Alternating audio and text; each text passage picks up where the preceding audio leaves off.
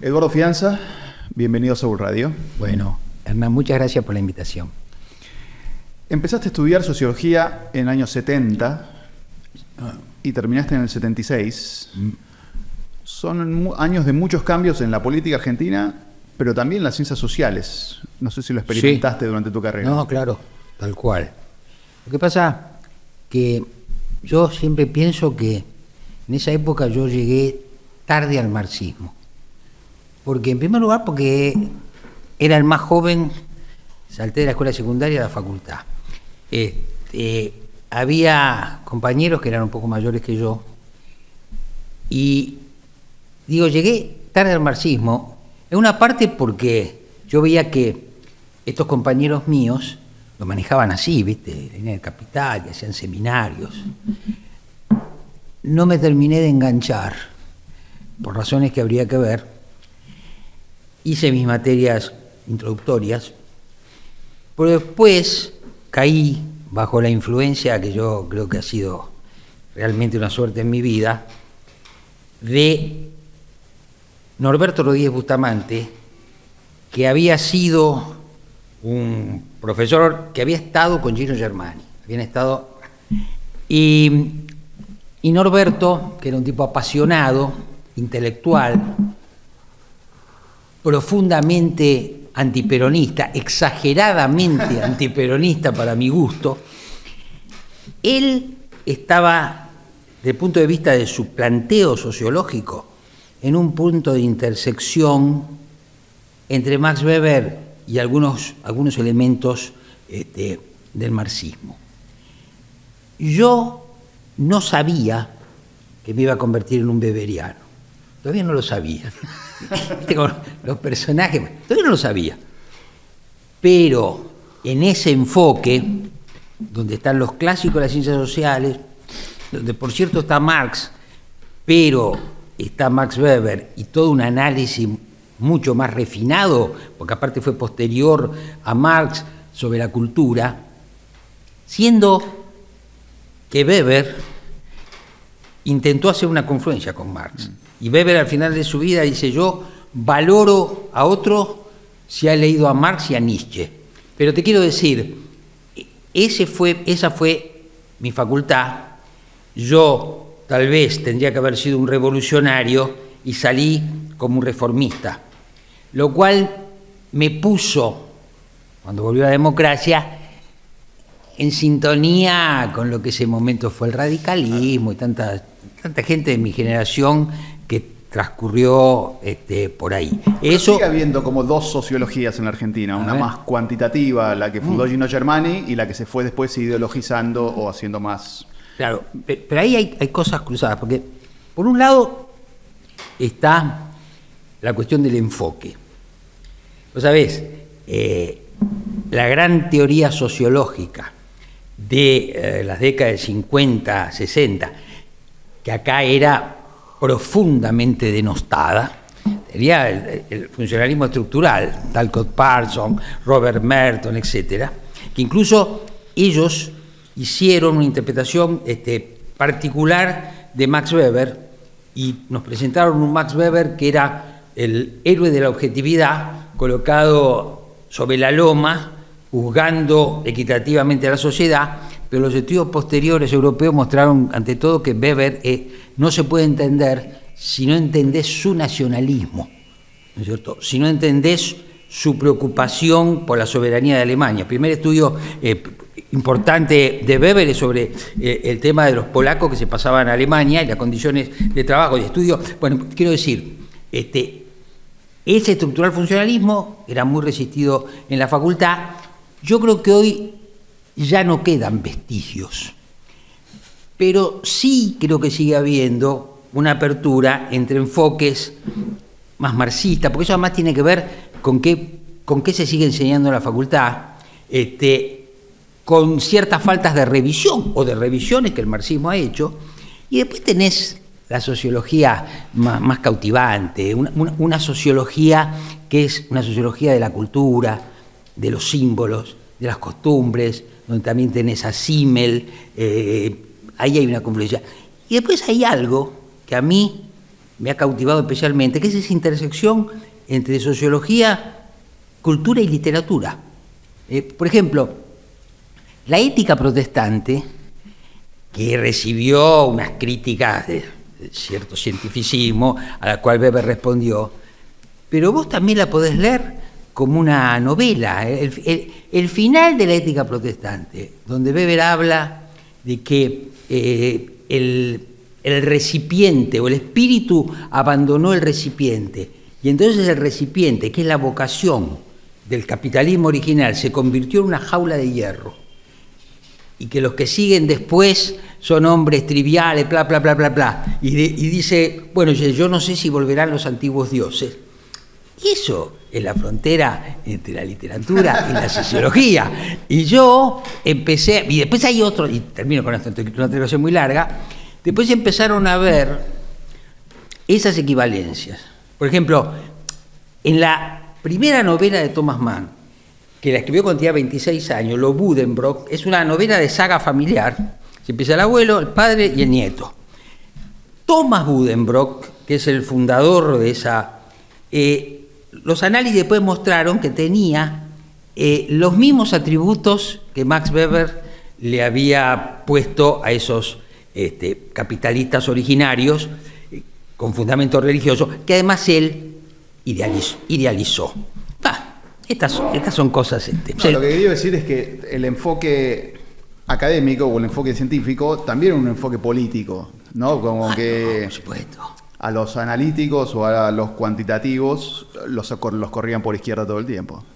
Bueno, claro. Lo que pasa, Hernán, que vos ahí tenés que ver la diferencia también entre la sociología teórica y la sociología aplicada. En los años que yo enseñé en la facultad, yo enseñé 25 años la teoría de Weber en la facultad, vos vas viendo, y eso pasó en otras universidades en el mundo, los estudiantes se saturan de la teoría, además hasta por razones de búsqueda laboral, y se trasladan, ¿no es cierto?, a sociologías aplicadas. Y los teóricos, siempre pedantes, consideraban la numerología. Ahí hay yo igual la uso, ahí hay un famoso artículo de Pierre Bourdieu contra las encuestas, que dice, la opinión pública no existe.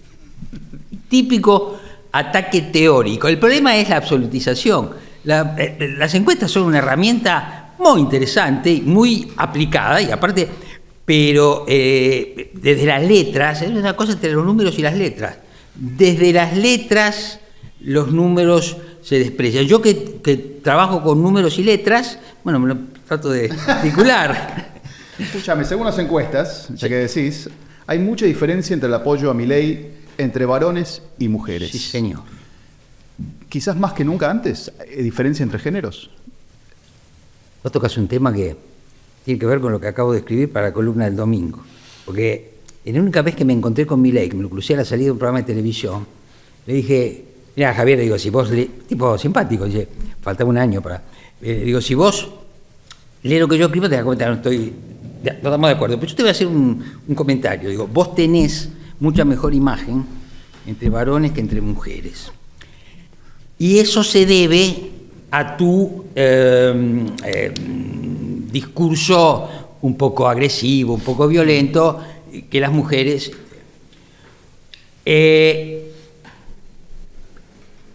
Pablo Semán, que estuvo sentado acá, mi exalumno, sin embargo, charlando conmigo, relativizó un poco esa cuestión de mujeres y varones, pero en las encuestas, en los estudios cuantitativos, sigue habiendo una diferencia. Pero esas diferencias también las vimos antes en política. Por ejemplo, suponete Alfonsín.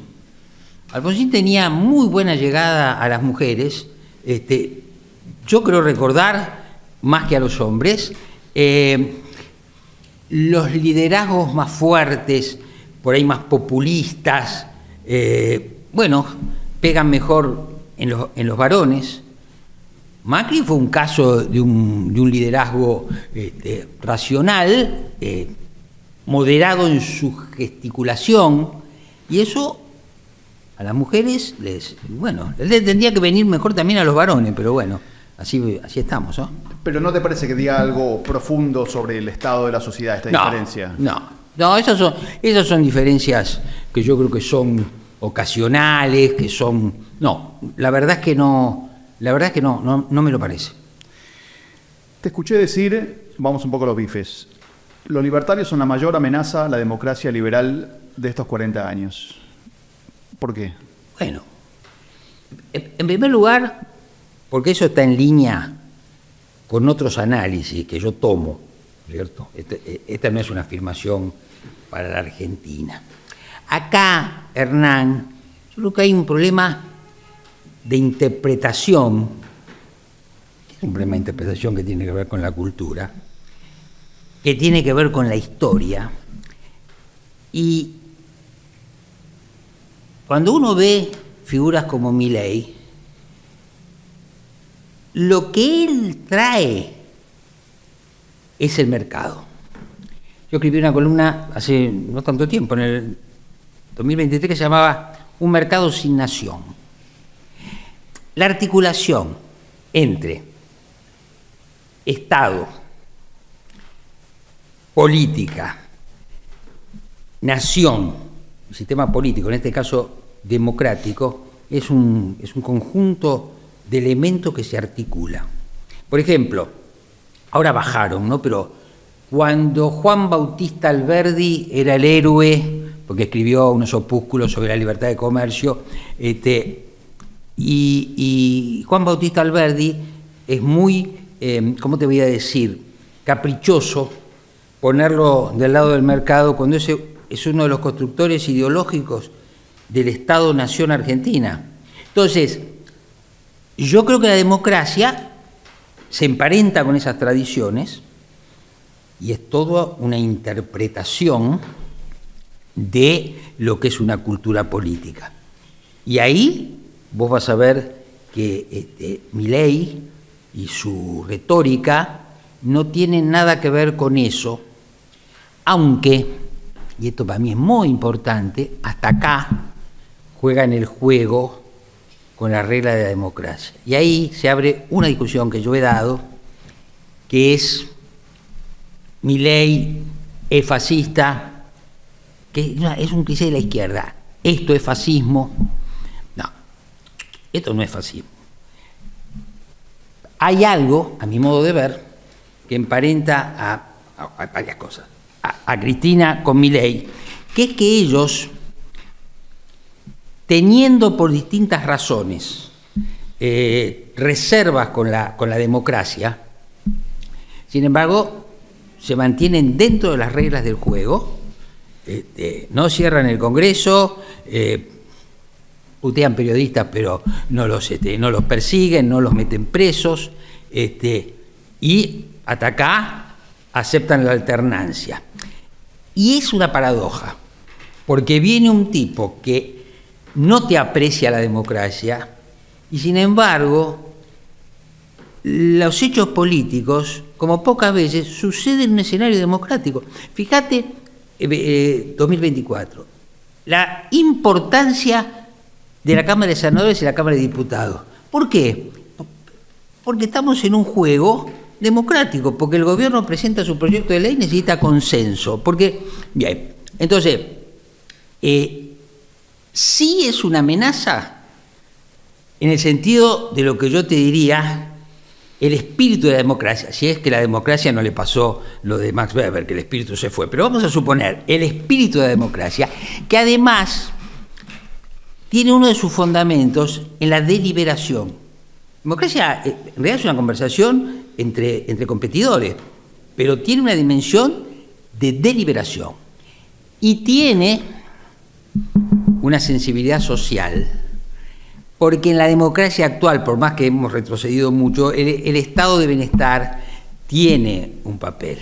Entonces, claro, cuando yo digo es una amenaza a la democracia, es una amenaza a la democracia y a las articulaciones de la democracia con la nación, con la historia, etcétera. Bueno, esas son las cosas, ¿no? Sí. Sí, pero yo veo que en 2011, 2013, 2014... todo esto era más grave, digamos. Había intentos que después no prosperaron de reformas de la justicia, de reforma del sistema de medios, y un desprecio también por la deliberación, o sea, abierto. Igual no soy pesimista con la democracia argentina, vos tampoco. No. Pero no me parece que sea tan especial lo que está pasando. No, no. Ahora yo te voy a decir una cosa que casi es algo más existencial en este momento. Sí. Que es que tenemos que ser conscientes del género donde se desempeña nuestra acción. Y estoy hablando de género literario. ¿Qué te quiero decir? Toma esta democracia maltrecha.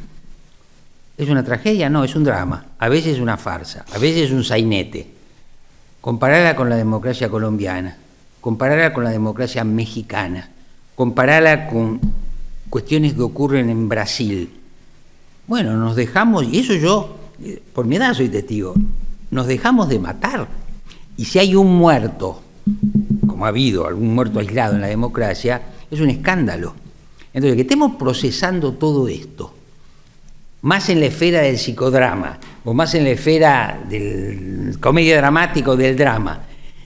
Porque cuando vos entrás en la tragedia, y entrás en la tragedia griega, en que entrás en la fatalidad de actores que van a chocar y se van a matar. Y acá, los actores no chocan. Si Cristina en un momento ahora va presa, pero después se fue del poder, Milei te muestra los dientes, pero efectivamente te muerde. No me parece. Entonces es importante porque yo creo que efectivamente se puede interpretar que estamos en una sucesión de populismos, de lo cual la excepción fue el gobierno Juntos por el Cambio, pero estamos en esa secuencia larga, pero no transcurre de una manera, no sé, irremediable, al menos desde el punto de vista cultural. No, un poco coincido, bastante quiero decir. Lo que me pregunto es si eso no hace mucho más urgente la solución del problema macroeconómico, que creo que es la gran deuda de la clase política de estos 40 años. Vamos a ver. Yo ahí debo decirte algo que nosotros vimos en la sociedad argentina haciendo focus groups. Yo lo vi 3 o 4 años antes y siempre recuerdo, porque te voy a hablar de macroeconomía al final, siempre recuerdo unos focus donde hablaban gente en el NEA, gente común, y un señor decía, yo soy empleado público hace 40 años, dice, lo que gano no me alcanza para llegar a fin de mes, pero ahora, dice, que va a haber elecciones, me van a aumentar el sueldo. Y dice, y para aumentarme el sueldo le van a dar a la maquinita. Y después, la inflación que va a venir me va a comer el aumento del sueldo. Bueno, yo saqué la libreta, tomé nota. Sigue el diálogo. Una señora dice, como no nos alcanza el dinero en casa, yo me puse con mi hija a hacer tortas. Bueno, se sumó una vecina. Dice, nos gustó. Se sumó otra. Empezamos a vender. Bueno, en un momento dijimos, esto marcha para adelante, pongamos un local. Ahí no podemos seguir. Tomar un empleado, te mata. Los requisitos burocráticos, te matan. Tomé nota. Y mi interpretación, mi conjetura, pues trabajo con hipótesis, es acá abajo, a nivel del sentido común, la gente empieza a darse cuenta de la falacia del populismo económico. Y eso me parece un cambio muy interesante, que en algún punto, porque siempre alguien capta, en algún punto con brutalidad, Milei captó. Yo lo que cuento, y la gente se ríe, que cuando terminé de ver eso lo llamé a mi amigo Roberto Kachanowski y le dije, Roberto, te felicito, 20 años predicando en el desierto, en la televisión, y la gente está empezando a... Bueno, ahí hay otra hipótesis posible, que es que, como yo digo, el peronismo no solo perdió votos, perdió significado ante la sociedad.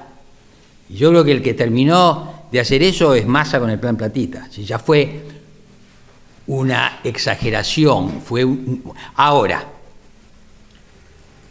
probablemente, siempre hablamos en hipótesis, sí, al empezar a haber conciencia social de la salud macroeconómica, es probable que entonces esa salud macroeconómica se pueda conseguir a través de políticas públicas. Ahora, al día de hoy, cuando estamos hablando, no podemos decir cuánto de eso se resolvió. Porque este gobierno está haciendo, a mi modo de ver, no soy economista, las mismas manipulaciones de la macro que hicieron todos los gobiernos cuando falta un mes para las elecciones. Y ahora hay que volver de eso. Hay que volver de las tasas desorbitantes, hay que volver de la intervención en el mercado de cambio. No hizo plan platita en el sentido que vetó un aumento de los jubilados, ¿no? Sí, pero debo decirte que sí, a la hora de ganar una elección o de no perderla, parece que todos nuestros gobiernos se vuelven un poco populistas, con lo cual casi se puede decir que en términos del calendario, los años más racionales son los pares y los más irracionales en términos económicos son los impares. Y ahí de eso no se salvó Cristina, pero también Macri. También Macri. Escúchame, ¿cuál es tu explicación personal, Sí. ¿no? de la sociedad, del estancamiento de la economía estos 15 años y uno podría decir de los últimos 50 años? No. Si yo soy coherente, esa respuesta yo no la puedo dar, porque Una hipótesis tenés que tener. No, yo tengo una hipótesis, yo te voy a decir algo, pues estuve pensando, preguntas que no podías hacer. Yo tengo una hipótesis más general, que no fue dicha por mí, que es que Argentina es un país más moderno que desarrollado. ¿Qué quiere decir? ¿Cuál es nuestra modernidad? Nuestra modernidad son los debates que damos, son la calidad de nuestros escritores, son una cantidad de cosas, el progreso en la legislación, el aborto legal, la tolerancia a la homosexualidad. Somos modernos. Ahora, somos subdesarrollados. Y acá hay una cosa, la modernidad sofistica las demandas, pero el estancamiento económico siempre las baja. Entonces, por ejemplo, vos lo ves en las encuestas a lo largo de los años, 30 años de encuesta. ¿Cuál es el principal problema del país? Economía, economía, economía, economía. Inseguridad, inseguridad, inseguridad. Corrupción. Corrupción. No existe la ley de la utilidad marginal que dice que si vos me decís o yo te digo, quiero pan, vos me das pan. Cuando yo estoy satisfecho, te digo, bueno, ahora quiero factura, me da factura. Después yo te digo, bueno, ahora te necesito arreglar la casa. No hay esa transición. Por eso los gobiernos nunca se sofistican, nunca llegan. Por ejemplo, ¿cuándo llegas a educación? ¿Cuándo llegas a salud? ¿Cuándo llegas a cultura? Si siempre tenés arriba eso. Entonces, redondeo, vos tenés un estancamiento secular. Y las explicaciones sociológicas, no económicas, son diversas, como lo son las dos grandes corrientes de explicación sobre la inflación, digamos la monetarista y luego la estructuralista, que ahora goza de un momento decadente. Y vos tenés después las explicaciones que tienen que ver con que el país no crece por un problema político, no económico. Y la resolución del problema político es alguna forma de acuerdo, ¿no es cierto? Yo soy de la generación de los pactos de la Moncloa, pero eso ahora es otra cosa. Pero que vos tenés que llegar a determinados acuerdos que no son solamente políticos, son sectoriales. ¿Entendés? ¿Por qué? Bueno, porque tal vez una de las hipótesis más sugestivas es aquella de Portantiero del empate hegemónico entre factores, ¿no es cierto? Y vos ves que en la sucesión de gobiernos y políticas económicas vos tenés movimientos de ingresos, ¿no es cierto? Traslaciones de ingresos según quién, y van y vienen los ingresos, pero digamos, los ingresos van y vienen, pero no se incrementan.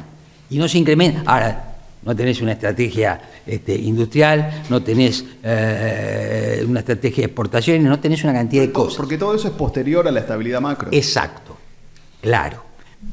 Es posterior porque la estabilidad macro son las condiciones de propiedad. Pero si vos tenés que entrevistar a algún mandril, no a mí, a uno de mis amigos mandriles, que te van a decir, ojo con esta estabilidad, o con esta estabilidad o este equilibrio fiscal que he tratado con alfileres, ¿no es cierto?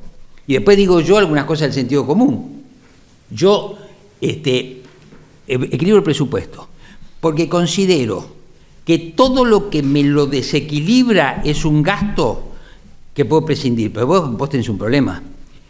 Vos tenés que pensar que no todo puede ser gasto público. Hay inversión pública, inversión en bienes públicos. Yo venía ahora de una reunión en una empresa que tiene que ver con cuestiones de infraestructura.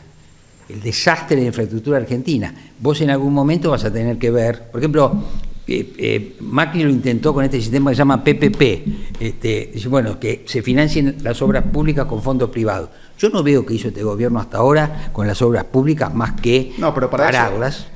El problema que tuvo Macri, el riesgo país tiene que ser de 100 puntos a 200 Exactamente. puntos. Bueno, y ahí tenés lo otro. Ahora, el riesgo país, para un sociólogo, no es un problema de economía, es un problema de confianza. Es un problema de que...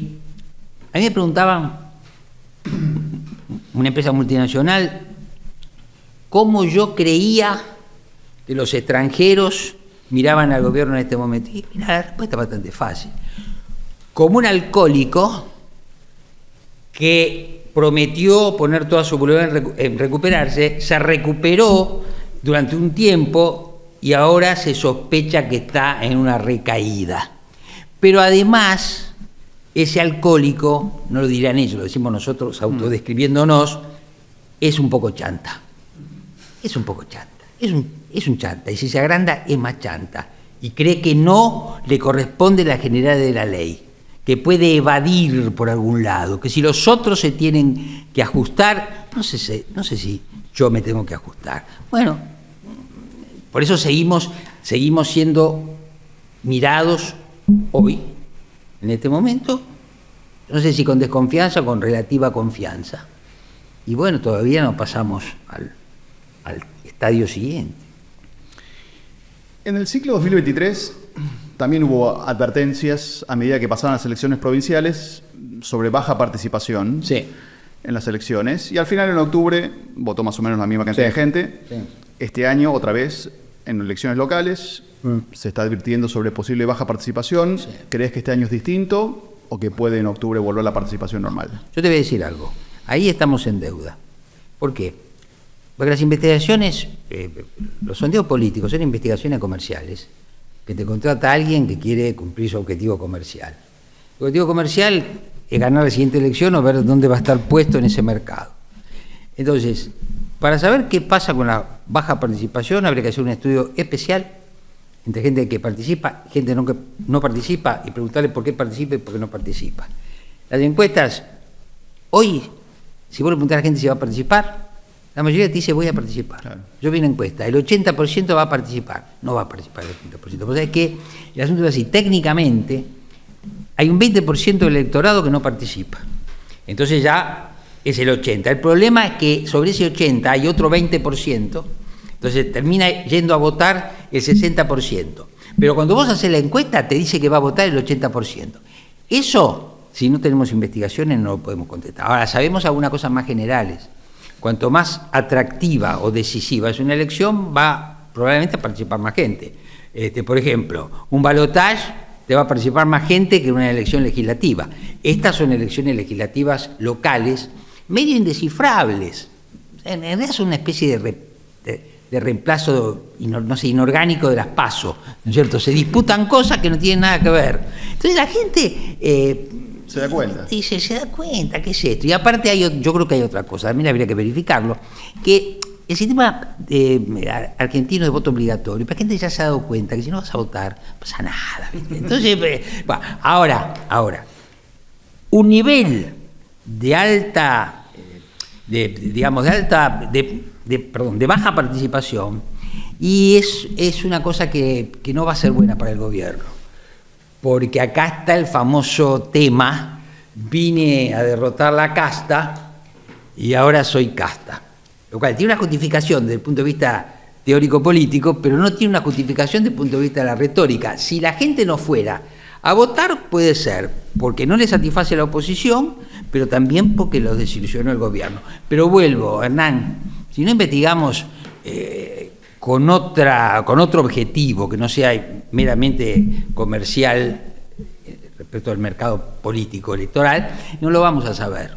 Seguramente la cadena... No, a ver, ¿sabes lo que pasa después? No, yo te voy a decir una cosa. Después te vas a encontrar en el CONICET ¿no es cierto?, tan despreciado por el gobierno, te vas a encontrar algún sociólogo, socióloga, que esté investigando el tema de la baja participación. Además ahí hay muchísima bibliografía, ¿no?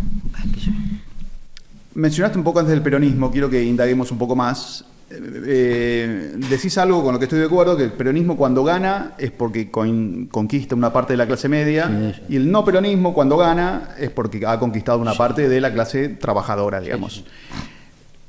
Yo veo que el peronismo, después de la derrota, igual sigue como muy peleado con la clase media, como que no está buscando nada para ofrecerle. Entonces por ahí esta crisis es distinta.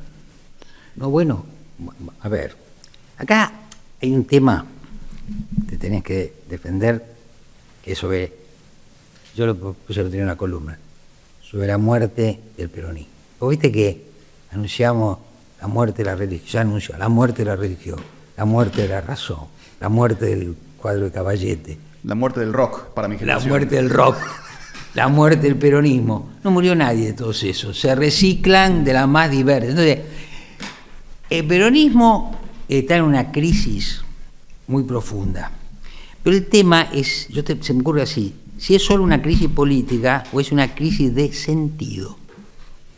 A ver, vos que estuviste en la creación del PRO. Cuando el PRO surgió, tenía un sentido. Había un hueco y alguien lo vio y dijo, vamos por acá.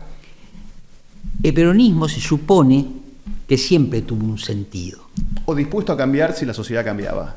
Bueno, dentro de ese sentido, una flexibilidad, una capacidad de amoldarse. Ojo, un partido de izquierda reformista, en términos generales, bueno. Ahora, estamos en un momento donde podemos postular, hay una enorme pérdida de sentido. Del peronismo en particular, que creo que tiene que ver sobre qué es lo que a quién representó el peronismo, bajo qué supuestos y qué pasa hoy con esta representación. Si vos ves hoy la escala de evaluación de imágenes de dirigentes, la imagen de Cristina Kirchner, de Kicillof, de Massa, de Máximo, espantosas. De Graboy, que es un tipo que por otras razones me parece que, qué sé yo, que es un actor, no sé si ingenuo, pero pésimas. Entonces, vos te das cuenta que el futuro no va a ir por ahí. Ahí tenés que sumar que Macri también está mal. Entonces, decís, bueno, ¿por dónde va la oposición? ¿Por dónde va el peronismo? Hay alguna gente que te dice, no, pero el futuro del peronismo es el cordobesismo de Schiaretti. Yo simpatizo, pero hay una paradoja. El cordobesismo, en su propia definición, es un fenómeno local, ¿entendés? Y vos necesitas un fenómeno universal, universalizable. Entonces... No, hay una parte del establishment político esperando la descristianización del peronismo hace una década. Sí. Y no ocurre, quiero decir. A ver, seamos sinceros. Cuando Alberto Fernández fue rebalsado, los primeros meses de Sergio Massa, yo fui a grandes centrales empresarias, estaban todos con Massa. No. Yo creo que estaban con Massa porque pensaban que Massa podía ser el Menem del siglo XXI. Ahora, acá tenés otro tema. Porque vos podés decir, va a evolucionar la Argentina a una situación estable y menos volátil, en lo económico o en lo político. Pero para estabilizar lo económico y lo político, vos necesitás, y este es el déficit que yo veo, disponer de una fuerza política sólida, consistente, y que si no es consistente se busque la consistencia articulando. Ahora, vos fíjate que si lo ves del lado de la estabilidad, el peronismo ha sido estabilizador. Yo te digo, si el gran estabilizador ha estabilizado, ha gobernado estabilizado, ha fijado las reglas. ¿Por qué estabilizó? Y porque ha sido un partido muy poderoso y todavía lo sigue siendo. Entonces, no se estabiliza solo con medidas económicas, no se ordena la lucha interpartidaria solamente con consignas, se ordena con fuerza. Entonces, ¿por qué te lo digo? porque yo no, ¿cómo decirte? No excluiría, siempre estoy pensando eso, que finalmente se dé lugar a una modernización del peronismo, donde el peronismo celebre sus bodas postergadas con el mercado. Casi, yo te lo voy a decir de esta manera, casi en el plano retórico, pero que sea algo más que aquella experiencia menemista.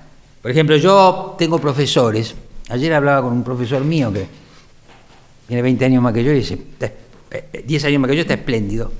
Y se hablaba de que la Argentina, hasta 1975, tenía todo un horizonte, tenía todo un desempeño, y después se quemaron los papeles, ¿viste? Vino la dictadura y nunca más, es decir, recuperamos la democracia sin fundamentos económicos, y fuimos, entonces, el peronismo está en retroceso, pero el peronismo reformado, yo creo que siempre podría ser una opción. Va a haber gente que te diga, los gorilas te van a decir, nunca puede ocurrir eso, porque son esencialistas, porque en la esencia del peronismo está un gen maldito por el cual no funciona así. No lo creo. Yo creo que el peronismo se ha adaptado mucho, pero veo que a pesar de los fracasos, el gen, por decirlo en una frase, la emisión no genera inflación, sigue siendo dominante. Entonces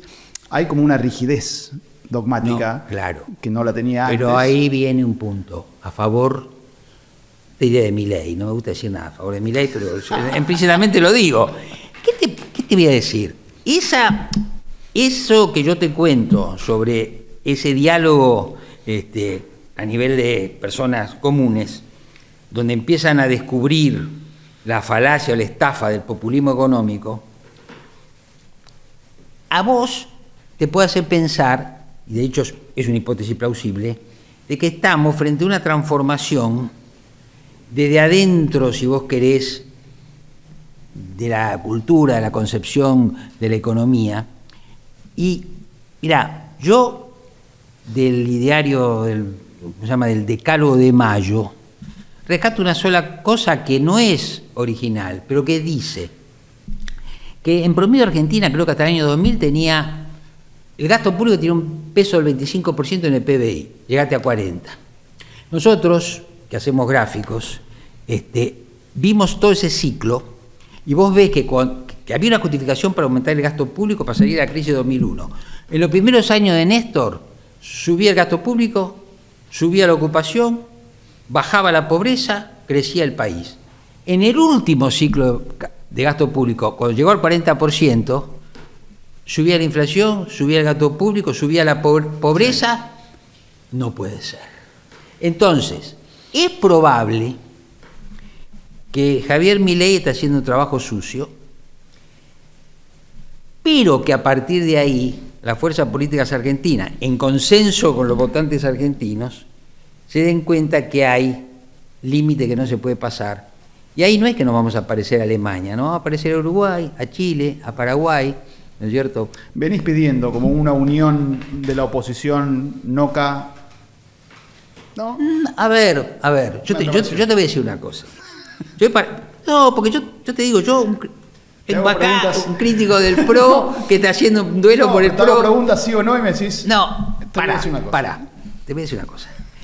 Yo, que trabajo de esto, estuve en distintas escenas estos últimos días sobre el armado de listas. Sí. Mirá, Hernán, lo que yo estoy viendo, a lo mejor es una exageración, es que Juntos por el Cambio nunca exhibió el nivel de miserabilidad, de egoísmo, de mezquindad que mostró esta vez.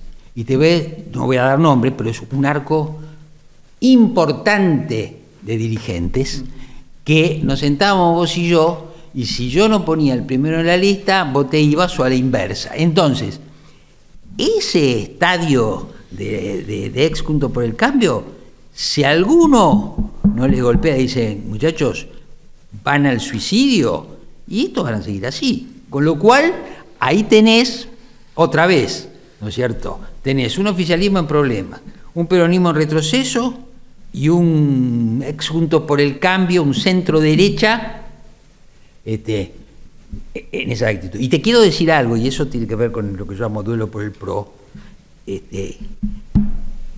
Una derecha más racional debería tener que estar en condiciones, post-Milei, de llevar adelante la acción. Pero ese experimento fracasó. Ese experimento fue el PRO. Entonces uno dice, bueno, es como tu libro, tu libro lo tengo que leer. ¿Cambiamos? Y no sé si cambiamos. Desde mi perspectiva no cambiamos. Pero vos fijate cómo son las cosas. Cómo vamos a, incluso en nuestra propia reflexión. ¿Por qué? Porque yo fui un crítico del PRO, fui un crítico de Macri, y no es que no lo voy a criticar a Macri, a mí tengo muchas reservas, pero sin embargo la experiencia del PRO, a la luz de la evolución política posterior, es una experiencia muy interesante. Un partido de centro derecha, de cuadros profesionales, con una experiencia territorial que después se expandió, con votantes autónomos y lúcidos, con un programa que llevó a la presidencia a un político de derecha por la vía democrática. Chapó. Ahora, el problema es, y siempre la pregunta, ¿qué pasó con el PRO? ¿No supieron, no quisieron, no pudieron? Y acá hay otra cosa que se van a volver a debatir, porque esa derecha del PRO llega en una coalición que la tira hacia el centro. La cultura política argentina es del centro hacia la izquierda, como la chilena es del centro hacia la derecha. Entonces, si vos sos de izquierda en Chile, sos un izquierdista más de derecha. Si acaso de derecha, tenés que ir al centro. Bueno, no lo pudieron lograr. ¿Pero cuál fue el efecto sobre el PRO de abrirse a Juntos por el Cambio, de formar Juntos por el Cambio con gente más del centro? No, lo que pasa es que eso surge de analizar el mercado. Vos no llegabas solamente, es decir, el PRO llegaba en esta ciudad, pero había que conquistar el país, no le daban los números, entonces tenía que confluir, y al confluir tenía que negociar, pero además yo creo que había otra cosa. La salida de Cristina, desde el punto de vista del Estado del país, no fue tan desastrosa como la salida de Fernández. La salida de Fernández ya fue un escándalo que le abrió a la sociedad en la cabeza, que venga cualquiera. La gente decía, que venga el loco mirá lo que nos dejaron. Cristina no le dejó a Macri el mismo desastre que Fernández, Massa dejaron para que llegue Milei. Entonces la sociedad no creo que estuviera tan dispuesta. Y además, esa conjunción, a mi modo de ver, te voy a decir la frase, te arroja una socialdemocracia que se prohíbe, y me parece que estuvo bien, ¿te acordás la discusión shock, gradualismo? Adopta el gradualismo, fracasa. Ahora, ahí para mí hay un punto, yo lo escribí, así que lo puedo decir.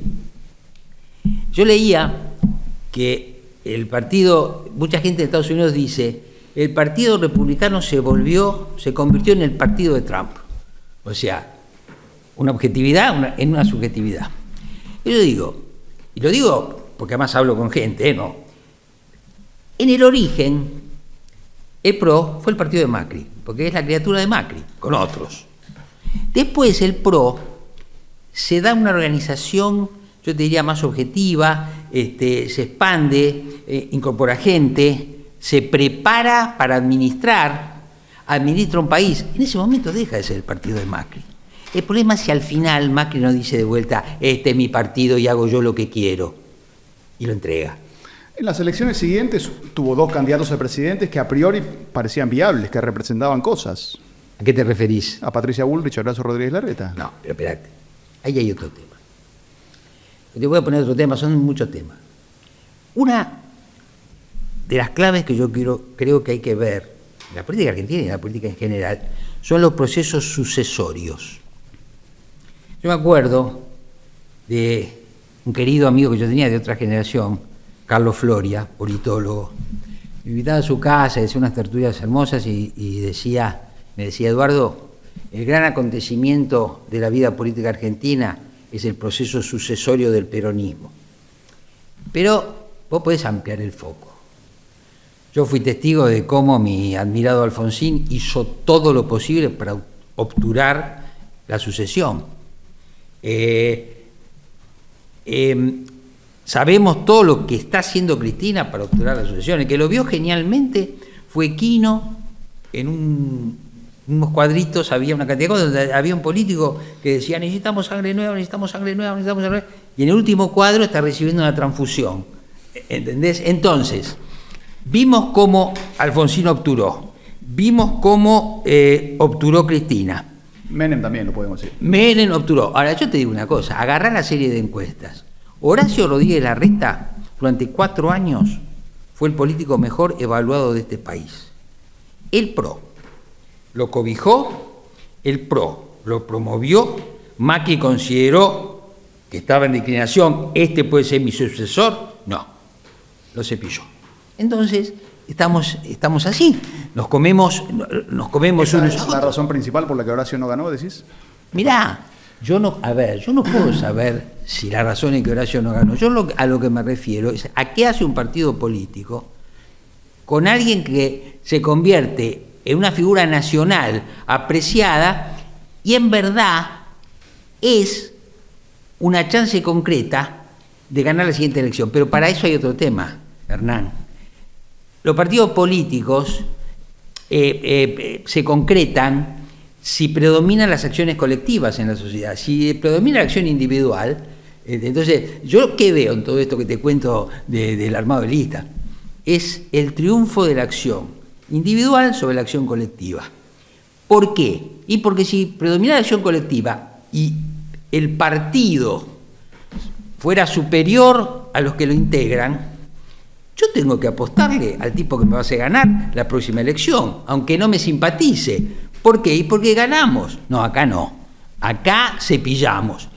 Y bueno, y después ya Horacio Rodríguez Larreta y Patricia Bullrich se metieron, ¿no es cierto?, en esa interna absolutamente irracional que fue terriblemente destructiva. Yo creo que sin esa interna fue terriblemente destructiva. Y ahora estamos donde estamos, con un electorado de Milei, que es 30% votante duro, 25% que vinieron de la mano de Patricia. Y de ahora te agrego más para otra. Patricia Bullrich hoy, que ahora está en un mal momento, le apareció terrible, patética en televisión, sin embargo es una figura importante en el gobierno, por el caudal de votos que le trajo a Milei.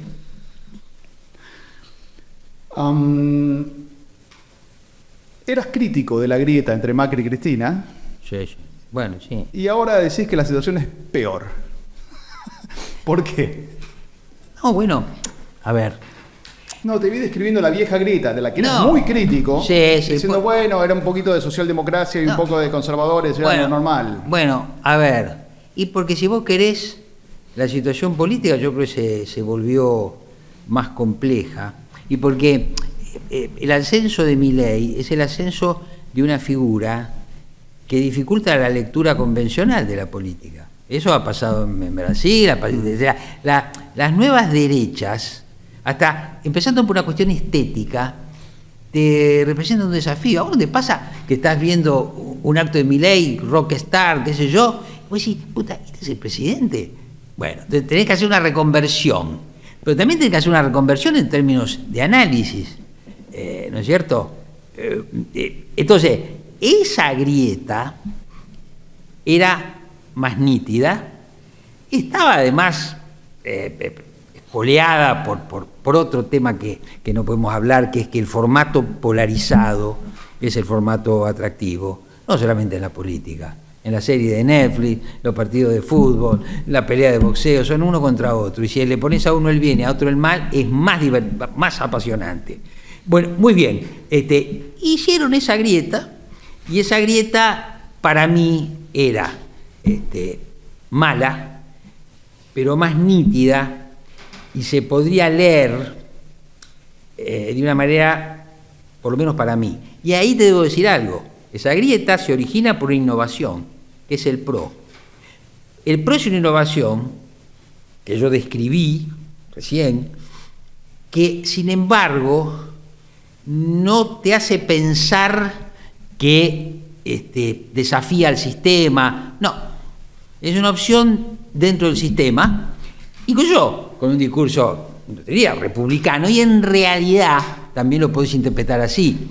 Fracasaron los radicales, no alcanzó a la coalición cívica, y el PRO es una evolución sobre eso, con lo cual también esa grieta tiene un componente de la grieta clásica argentina entre peronismo y antiperonismo. Vos vas a ver en algunos representantes extremos del PRO un nivel de antiperonismo, que antes estaba en los radicales, ¿no es cierto? Antes estaba en los radicales. Sí, creo que estás hablando de una sola persona igual, pero... No.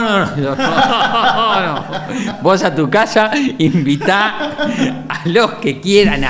Hay mucha gente. Mirá, una cosa es el no peronismo, otra cosa es el antiperonismo, otra cosa es el gorilismo. Vos rastreá literatura, que yo ahora me puse a leer algunas cosas viejas, a releer y algunas a leer.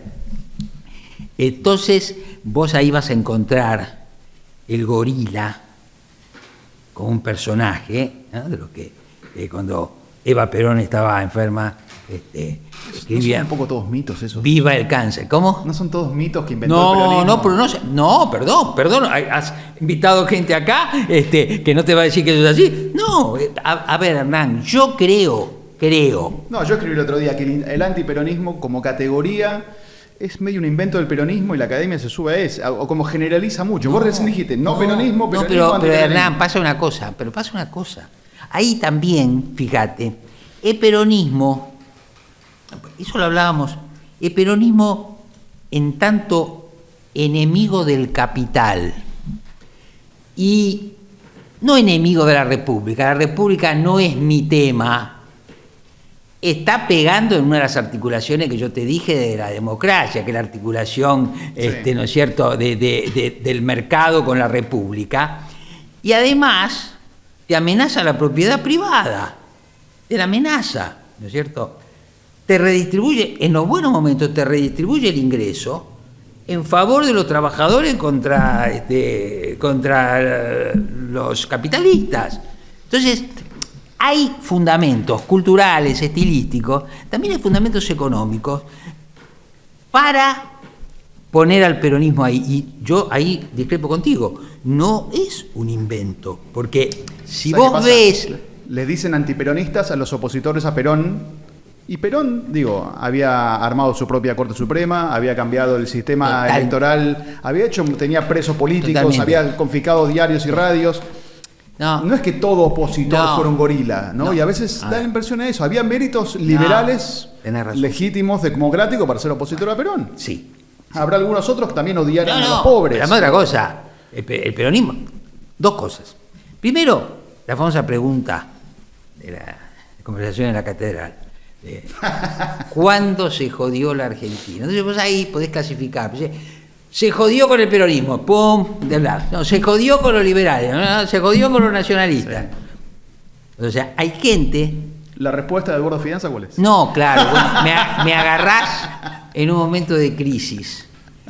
Yo he sido, y esto me generó muchos problemas, yo he sido contemplativo con el peronismo. No he sido buen antiperonista, pero me pasó una cosa, que alguien va a decir, Salame, ¿te diste cuenta ahora?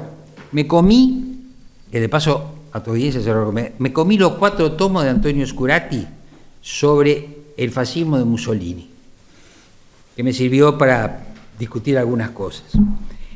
Ahora, el primer peronismo, como se ha dicho, lo decía Gino Germani, es una traspolación del fascismo, no con la violencia de las escuadras fascistas, eso no, porque parece que venimos a la Argentina y nos abuenamos, dejamos de ser violentos, excepto los montoneros y el ERP y después la represión militar. pero digamos, tenía unos supuestos, pero yo soy de los que creo que hubo un Perón y después hubo un Perón final, ¿no es cierto? Que yo creo que en algún punto la vio. La vio tarde y amenazado por los movimientos guerrilleros. Pero te quiero decir, no todo peronismo es el mismo peronismo, porque a su vez el peronismo ha tenido muchas máscaras. Sí. Muchas máscaras, ¿no? Hace 20 años la ideología dominante en Argentina, en los medios, en la política en general, y buena parte de la sociedad, era el progresismo. Sí. Ya no lo es. No. ¿Por qué? No, esa es una pregunta difícil, ¿no es cierto? Es una pregunta difícil. A ver, el progresismo se ha considerado muy bien a sí mismo. Ha tenido un punto, se me ocurre esto, ha tenido un punto de complacencia, una zona de comodidad, ética, estética, de contenidos. Ubicarse en el progresismo es como lavar culpas también, porque están los progres que después...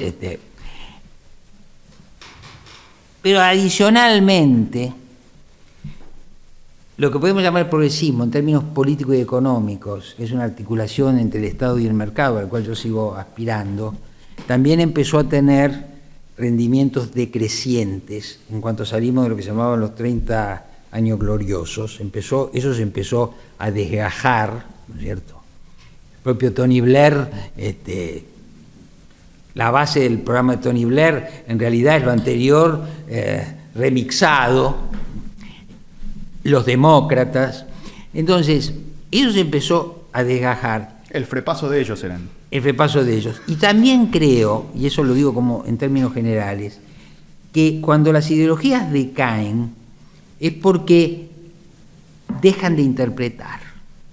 Es como que la representación política es un desafío a la interpretación, porque en el fondo esa es la legitimidad. La legitimidad es yo te concedo mi voluntad porque encuentro atributos en vos y encuentro que vos me comprendés.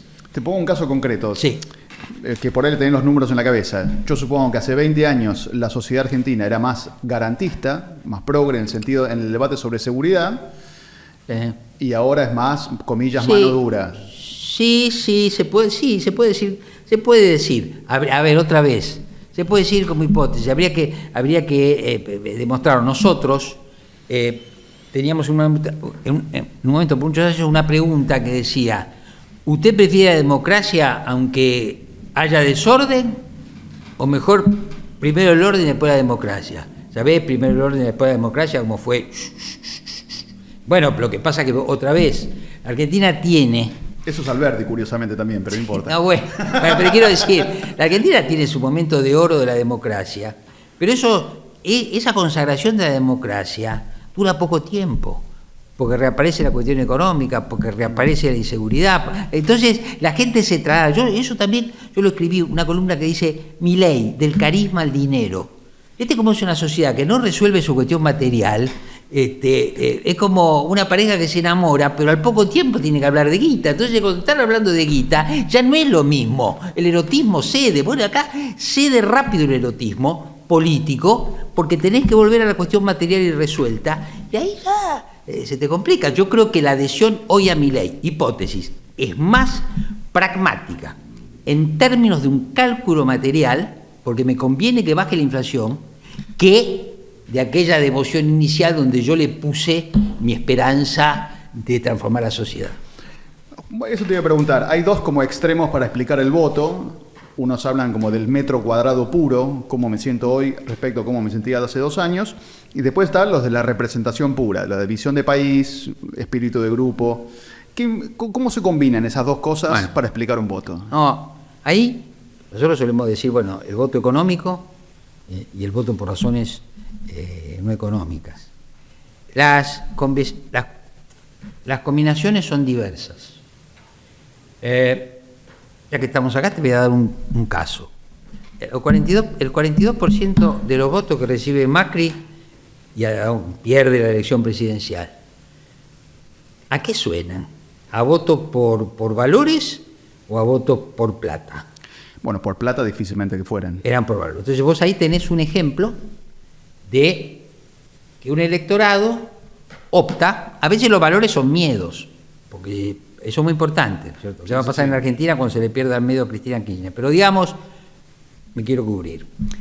Ahora, hay otras votaciones, como por ejemplo cuando se hablaba bien, periodísticamente, el voto cuota, el voto pragmático que se da por razones de interés económico. Hay una teoría que se formuló en el año 57, Anthony Downs, la teoría económica de la democracia, que en realidad lo que dice es que de un gobierno a otro el votante evalúa su condición material y si la considera mejor, vota a la opción.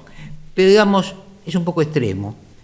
Hay combinaciones diversas de voto por razones económicas, voto por razones no económicas. Ahora vuelvo a esto, el argumento de Milei del carisma al dinero.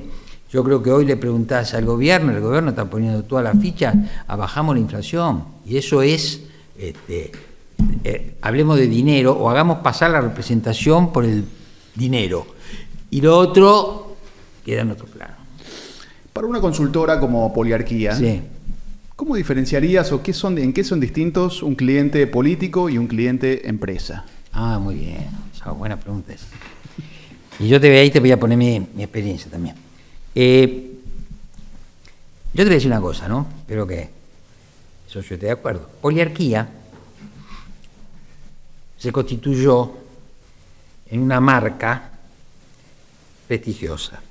Yo tengo una anécdota, hace un año dijimos a nuestro equipo de inteligencia artificial, métanse. ¿Métanse en qué? En inteligencia artificial. Entonces, asistente me viene a ver y me dice, Edu, ¿sabes una cosa?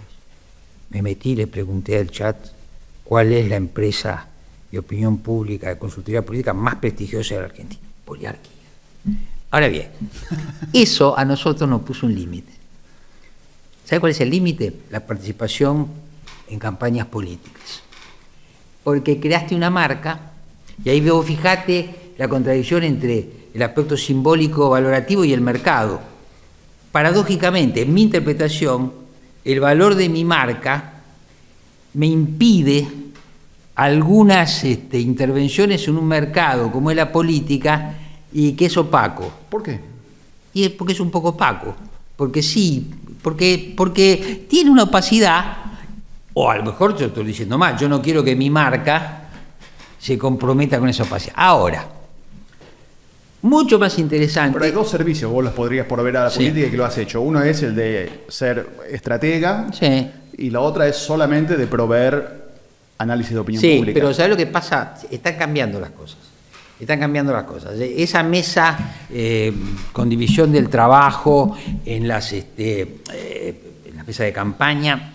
Ahora yo estoy viendo una modalidad de gente más joven, meritoria, que son propuestas llave en mano. Te hago todo, ¿no es cierto? Te hago todo, te produzco todo y vos ponés la cara. Eso elimina una división del trabajo adentro de los... Yo, por ejemplo, puedo decir, la última... No fue la última. Yo participé en campañas de gente con perfil muy particular. Yo tuve una gran campaña que llegó incluso a activarse en la universidad, que es la campaña de López Murphy de 2003. Pero esa campaña, ¿qué te puedo decir? Esta anécdota ya la conté, pero te la voy a contar en tu radio. Nosotros ya sabemos, Ricardo, lo que pensaba. Entonces hicimos encuestas. La gente quería Estado. Entonces me siento con él. Y digo, Ricardo, ¿qué me dijo? Che, Eduardo, vos me querés hacer mentir. Entonces yo le dije, mirá, en política entre la mentira y la verdad hay... Pero yo le escribía papers y se debatía, ¿entendés? Vos estuviste en las campañas de Macri. Yo creo que todavía esa tradición se mantenía porque había, ¿entendés? Bueno, ahora me parece que eso ha declinado muchísimo. El aporte intelectual a las campañas, alguien lo puede apreciar, pero por lo menos en mi experiencia, a lo mejor llévame a mí a sentarme en un comité de campaña y si es un pesado, no lo traiga. Ahora, mucho más interesante es el desarrollo que nosotros hacemos con las empresas. Porque las empresas te escuchan, porque las empresas quieren información, nosotros tenemos una cantidad de productos que, sobre todo a partir del 10 del mes, les mandamos, creamos productos, y yo, tu entrevistado, en particular he descubierto algo. Puedo contactar, puedo ser contratado por empresarios que tengan alguna sensibilidad intelectual. Los hay. No hay la cantidad que yo quisiera. Ahora, yo de cierta manera me imaginé la pregunta. Supongo que un focus group encargado por una marca de jabones, sí, puede revelar tanto sobre la sociedad como un focus group sobre la política. Sí, sí, pero nosotros no hacemos consumo masivo. Los nuestros son servicios, distintas. No, consumo masivo no hacemos. Nosotros hacemos consultoría política para empresas. Okay. Y también consultoría política para inversores, etcétera. Pero te quiero decir, yo esta mañana vengo de una empresa multinacional, le hablo a un comité ejecutivo, le muestro los escenarios, le hago el análisis político. Eso es interesante. Pero además, a veces vos ves, y eso a mí me parece una cosa importante, los empresarios argentinos, ¿cuánta sensibilidad hay que tener? ¿No es cierto? Por ejemplo, hablas con Pablo Roca, un tipo oculto. Pablo Roca es un tipo oculto, con el cual yo, al fin de año pasado, hablaba de libros, ¿entendés? Y que vos ves que el tipo captó. Ahora, yo estuve en un día, hace mucho tiempo, Beatriz Sarlo había escrito un artículo en La Nación, yo fui a una reunión con un empresario importante que abrió el diario y mostró, y preguntó, ¿alguno de ustedes sabe quién es Isabel Sarlo? Y yo me acuerdo que en ese momento ocasionalmente yo le escribía a Isabel, a Beatriz, y Beatriz se reía, porque me dice, aunque sea, ni siquiera puedo comparar, porque yo soy chiquita. Entonces, un empresario con esas características, no sé si, no va a ser cliente mío, pero me gustaría empresarios con visión, que los hay, y en distintos campos. Pero bueno, ese trabajo de poliarquía a mí me resulta muy atrayente, muy bien, porque además trabajamos con nuestros productos, cuantitativos y cualitativos. Cuando alguien acusa a un político de leer o seguir demasiado las encuestas, ¿qué sentís? Y yo creo que, vuelvo a decirte, por estas transiciones, y seguir demasiado las encuestas te puede dar un golpe fuerte. Por ejemplo, está claro, estos sesgos, por ejemplo, Horacio y Patricia, metidos, encerrados en su interna, no vieron lo que pasaba alrededor. No lo vieron. ¿Por qué no lo vieron? No lo quisieron ver o no lo investigaron bien. Cuando fue la crisis del campo, los quienes tenían todas las encuestas, no tenían la encuesta que les demostrara que el campo de 2008 no era el campo de 1910 de los grandes terratenientes, que había modernización, que había fragmentación de la propiedad. No sabía un carajo, no sabía.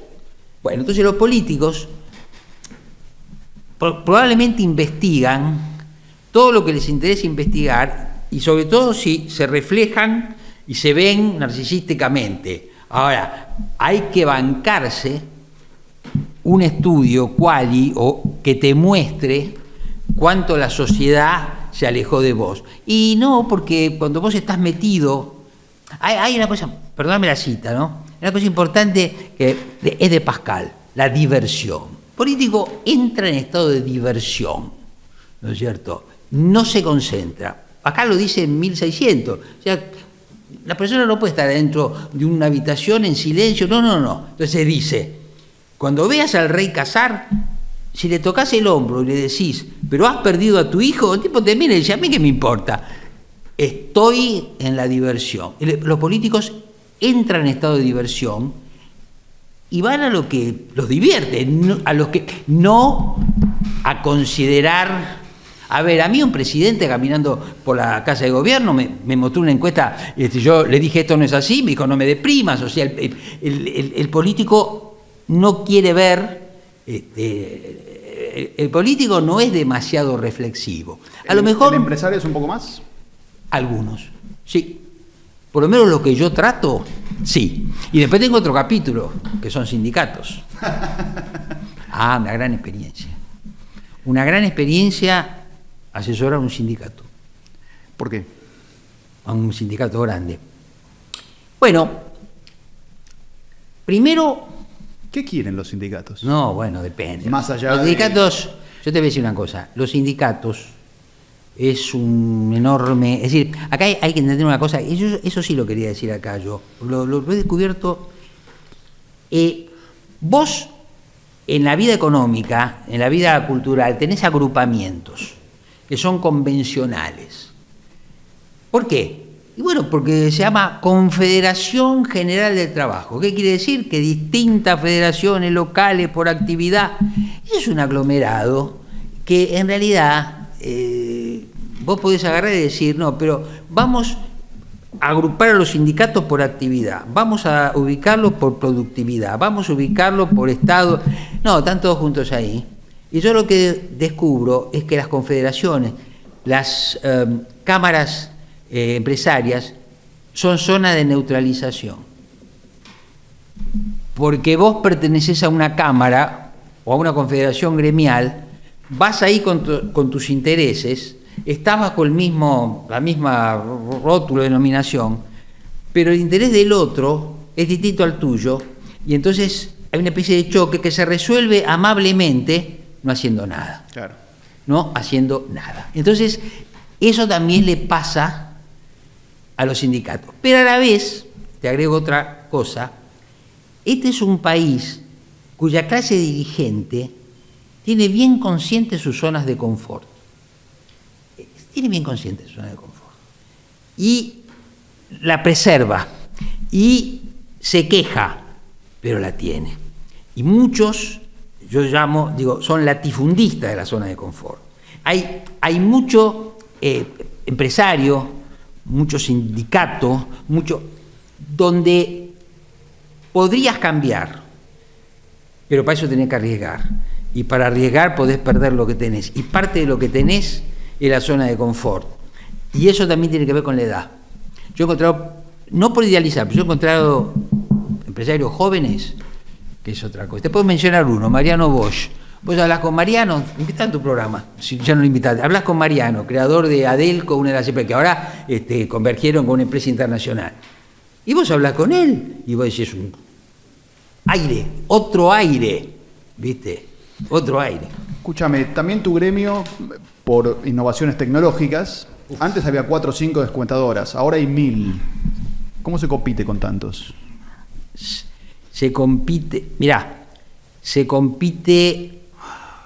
ahí hay una parte que yo creo que competís con contenidos, competís con nuevos productos, competís con una articulación entre el número y la letra, y sí, yo creo que sí.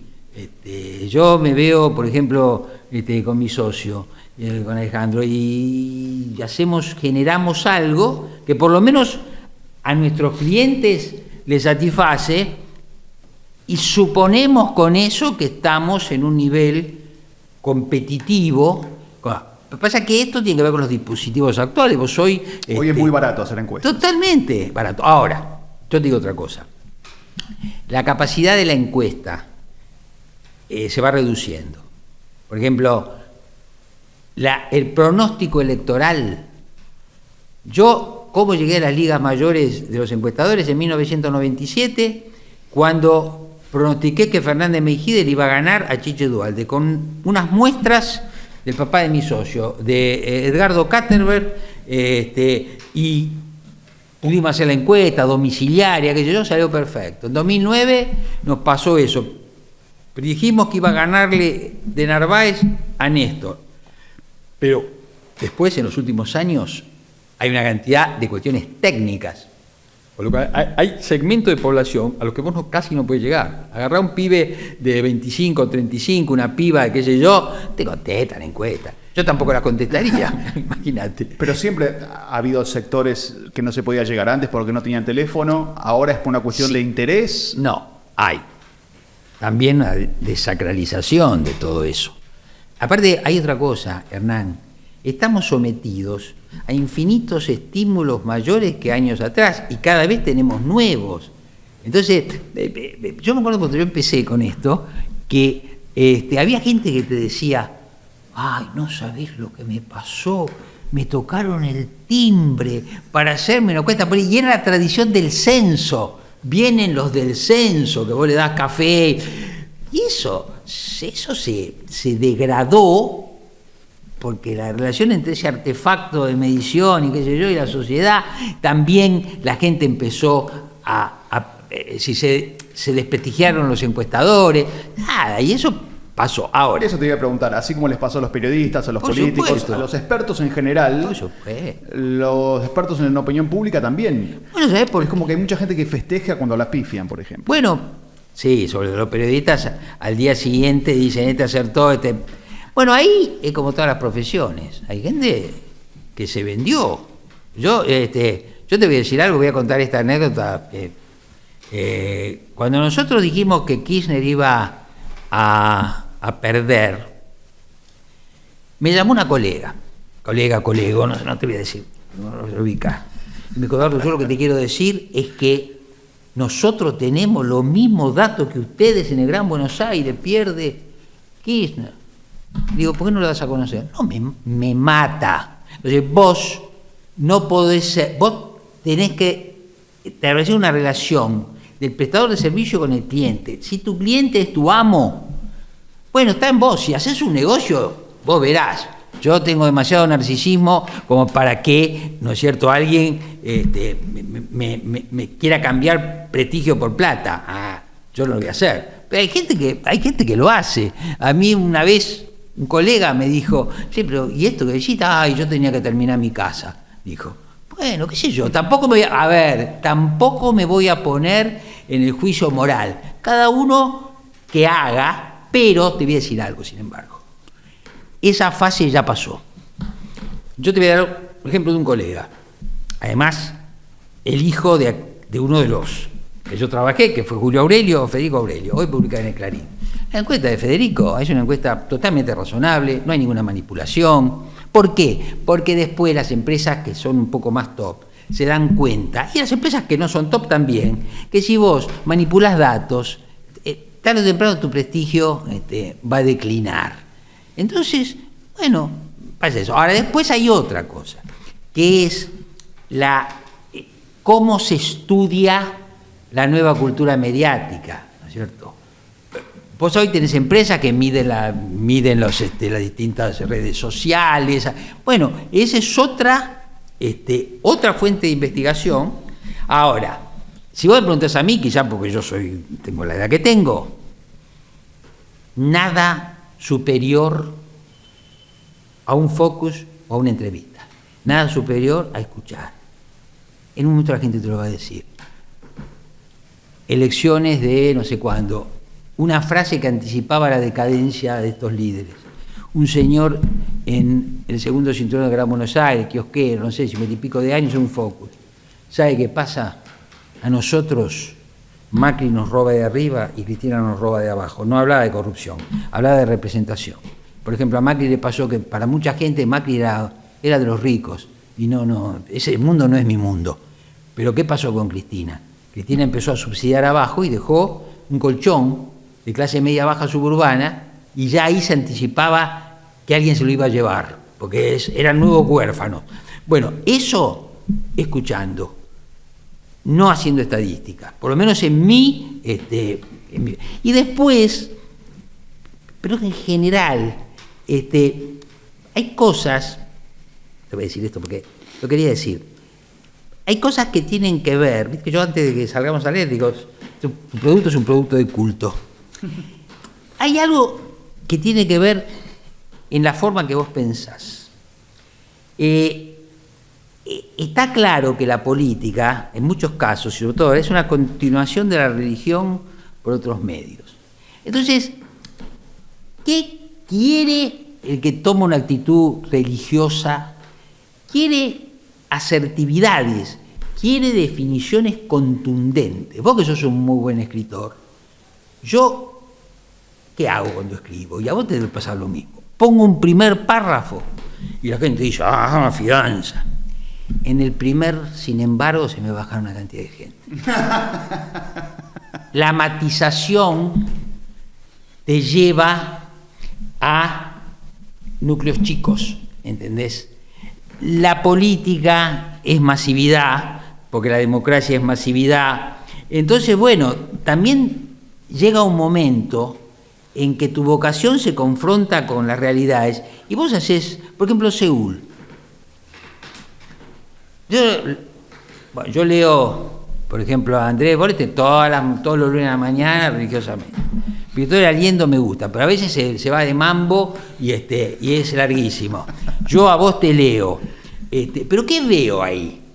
Y bueno, veo gente que es reflexiva, que es intelectual, que se armó su producto y que no tiene el afán de la masividad. Bueno, a mí eso, más allá de que hay cosas ideológicas que se dicen en Seúl, que yo estoy diametralmente opuesto, me une por otro lado, me une por esa capacidad reflexiva. Ahora también uno se puede preguntar si las élites intelectuales o si los políticos tienen disposición a esa reflexividad. Algunos empresarios la tienen. ¿La tienen los políticos?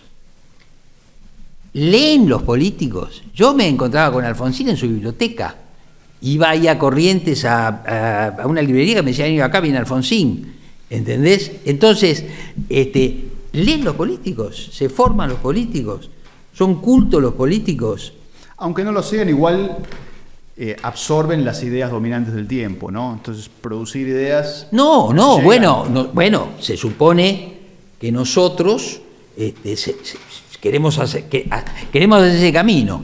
Ahora, yo te digo, viene un gran desafío, porque Milei es la fase de la brutalidad. Me estoy refiriendo a la brutalidad como una cosa general, y lo que viene debería ser algo post-brutal, ¿no es cierto? Con una capacidad, pero vuelvo, el tema es que habría que superar fases anteriores, y por ahora nadie, esa hoja de ruta yo no veo que la tenga nadie. Tenemos una sección en el programa que se llama sobrevalorado, subvalorado. Yo te voy a dar 4 nombres o conceptos y vos me vas a decir si están bien valorados, correctamente valorados, si están sobrevalorados o si te parece que están subvalorados. El primero es Manuel Morey Araujo. No, Manolo, porque yo nunca entendí que Manolo estuviera sobrevalorado. Manolo es un tipo que hizo muy bien su trabajo, es uno de los fundadores de los estudios profesionales de opinión pública en Argentina, y era un tipo... aparte yo tuve con él una experiencia de pluralismo de parte de él, muy grande, le tengo afecto en el recuerdo. No. La influencia de, comillas, la embajada de Estados Unidos en la política argentina. No, yo creo que... Ya no se eso, usa tanto. Eso está sobredimensionado. Pero hoy tuvieron que salir los rusos a desmentir. No, eso está sobredimensionado. En los países no se definen por lo que hace la embajada de la grande potencia, se definen por sus propias... Nada. Eso está sobrevalorado. Axel Kicillof. No, yo creo que Axel Kicillof es lo que es, un político joven con un libreto viejo. No me parece que esté ni subvalorado ni sobrevalorado. Ni siquiera creo que esté sobrevalorado en el peronismo. Pero está en juego el valor de Kicillof. Kicillof cree que es un presidenciable dentro del peronismo. Pero vuelvo, si los datos de la cultura que hemos descrito estamos más o menos en lo cierto, él va a tener que cambiar el libreto. La influencia de los servicios de inteligencia en la política argentina. Sí, no, ahí hay otro tema, que no podemos hablar, es el sotogoberno. No, el autogobierno. ¿Es real? Sí. Yo escribí una columna. Yo prefiero pensar que no es real. No es real. No. Elijo creer. No. Yo escribí una columna basada en una reflexión llamada El drama político de las 4 Argentinas. Hay una Argentina legal que se desdobla con una Argentina ilegal y esta se desdobla con una Argentina mafiosa. Y esas instancias existen. Y entonces ese sotogobierno que lo ha tematizado Pagni, que lo investiga Alconadamón y otros, existe y tiene influencia y son estructuras preexistentes. No es un fenómeno argentino, eso es Bobbio investigando la influencia de la mafia en la política, son universales, eso, pero yo creo que eso no está sobrevalorado, eso existe. A veces por el ruido cotidiano y la sucesión de elecciones, uno se enfoca sobre todo en los cambios en la sociedad argentina. Pero vos que la venís mirando desde hace mucho, ¿qué continuidades dirías que hay? Sí. ¿Qué cosas no cambian de la estructura social o del voto en Argentina? A ver, de la estructura social, si hay cambios, son cambios en el sentido de distribución de riqueza, movimientos ascendentes, nada, ahí hay un deterioro, ¿cierto? Un deterioro que, por ejemplo, uno de los cronistas de ese deterioro es el Observatorio de la Universidad Católica Argentina y otros, ¿no es cierto? Ahí hay si vos querés, hay una estabilidad con tendencia al deterioro.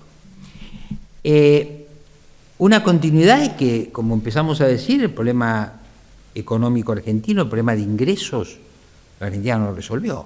Argentina es un país que tiene problemas estructurales para financiarse según las expectativas de bienestar que su población promedio tiene. Así que eso es una continuidad. Pero la idea, por ejemplo, de la meritocracia o de la cultura del trabajo, es algo que existe mayoritaria. No, pero eso, perdón. La cultura del trabajo pertenece a otra época de la cultura, no solamente nacional, mundial. Hay una cosa que no dije, lo estoy tratando. Nosotros, en esta época del mundo occidental, es una época de desinstitucionalización.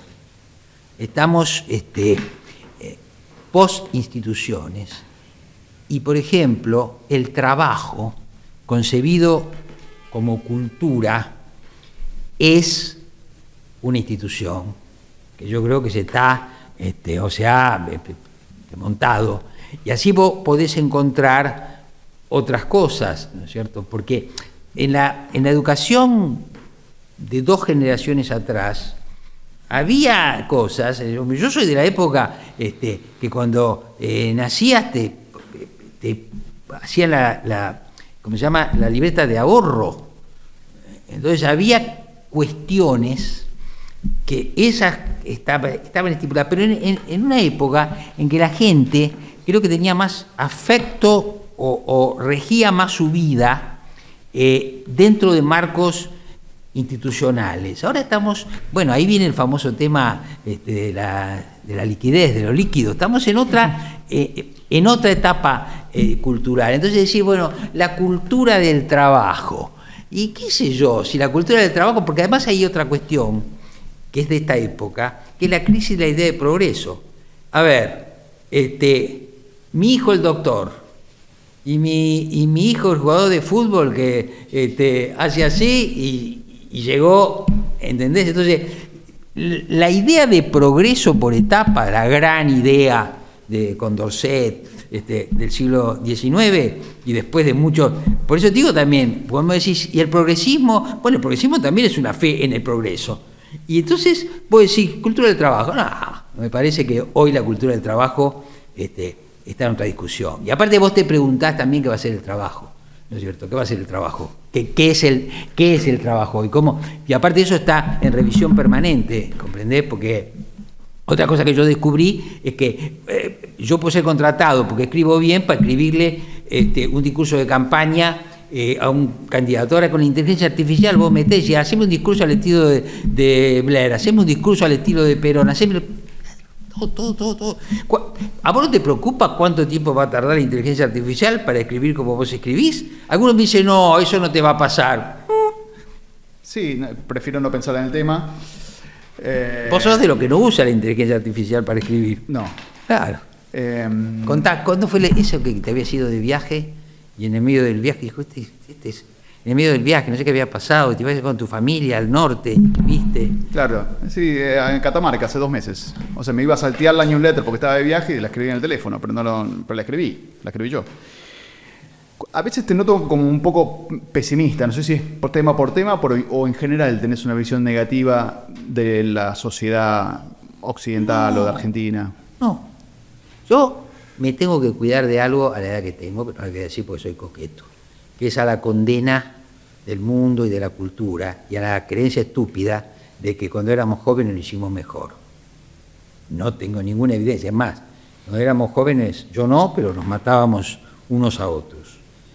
Yo no soy pesimista, pero hay un tema que eso sí, yo no sé si es de época, es de edad, que hay una forma en que se vive, y ahí sí yo asumo los valores del pluralismo, de la deliberación, de la pluralismo en los medios de comunicación, del debate intelectual, de un cierto nivel de justicia social. Esa es la vida que a mí me gusta. Y no creo que sea una vida que me guste porque soy un hombre de cierta edad. Esa es la vida que me gusta que tengan mis descendientes. La democracia me gustaría aún... Yo, por ejemplo, disfruto la democracia argentina y está en sus niveles más bajos. ¿Pero qué vos querés? ¿Que vivamos en Irán, en Cuba, en Venezuela? No. Entonces, ahora, yo no creo ser pesimista. Me parece más bien que es una actitud módica. Aparte, hay otra cosa para mí importante, pero es existencial. Las confesiones que he hecho en tu programa, no las he hecho. Llega un momento, a mí me ayuda mucho una frase extraordinaria para mí, breve, de Max Weber. Decía, lo que yo no hice lo harán otros. Y hay que llegar a un momento en que lo harán otros. Porque es así, porque esa es la ley de la vida. Lo harán mejor, lo harán peor, lo harán otros. Yo me doy cuenta, en mi experiencia personal, que no puedo escribir un libro. Y me lo han pedido, no puedo escribir, no sé. Yo digo, porque estoy mucho en mi trabajo, porque soy un corredor de corto y no puedo hacer una maratón, no puedo escribir. El siglo XXI me toma una paciencia años. Y de pronto digo, ¿y por qué lo escribiría? ¿Qué agregaría? Si me puedo comunicar así, si la columna periodística seguramente se leen más que los libros, y si Eduardo Fidanza no pudo escribir un libro, ¿cuál es el problema? Cambió el mundo. Si yo lo resuelvo con mi propio narcisismo intelectual, con mi identidad, con lo que fuera, con mi analista, punto. Y después pasa otra cosa. La pasión por la lectura, en lugar de disminuir, se incrementa.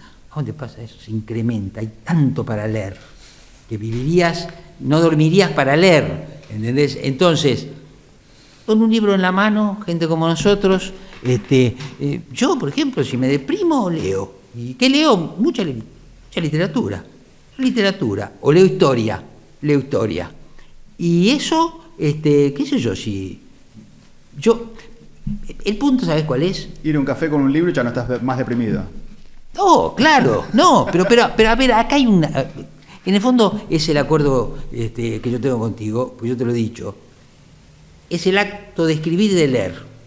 Escribir y de leer. Ese círculo que se arma, y uno de mis autores predilectos, Joseph Roth, no el Roth, el otro, sí, Joseph. Sí. Ruso, exiliado a Nueva York, murió joven. Yo escribí una columna en La Nación, una nota larga que se llamaba El Roth de los Milagros. Y el tipo escribe, el tipo dice, yo solo conozco el mundo cuando escribo. ¿Cuándo, en mi experiencia, el tiempo se detiene? ¿Cuándo me olvido de esto y después mi socio, una familia, cuando escribo, estoy escribiendo, se suspendió todo. Pero además, ¿qué? ¿Son los contenidos? No, esas son las palabras. Son cómo se arma una palabra, cómo se pone una frase, como si fuera un mecano, una cosa que ponés, sacás, el diccionario, los sinónimos, el armado del argumento.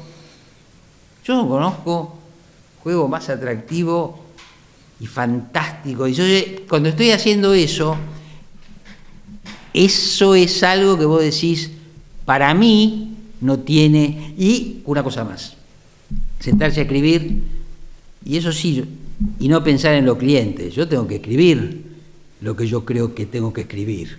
Si a algún cliente no le gusta, lo siento. No soy un loco que voy a salir, pero no. ¿Por qué? Porque nosotros tenemos que... Hay una cosa, mirá, nosotros lo que tenemos que hacer... ¿Nosotros quiénes? Nosotros. Ustedes. Yo igual te digo, hay gente que escribe en tu revista que... Ya lo dijiste, ya lo dijiste. No, ahí tenemos un tema que no vamos a hablar hoy, que es el tema Gaza, pero déjalo. No. Lo que no hay que hacer es hacer el sacrificio de la inteligencia. Y eso es difícil, porque la política, como buena religión que se ha convertido, te pide el sacrificio de la inteligencia. Y vos no podés sumarte a eso, porque es entregar tu identidad, si vos crees que lo tuyo es el quehacer que haces. Y bueno, entonces yo digo, podemos ser más de derecha, más de izquierda, no le sacrifiquemos la inteligencia ante el poder. Esa es una cuestión vocacional. Eduardo Fidanza, muchas gracias por venir. No, gracias a vos por haber invitado.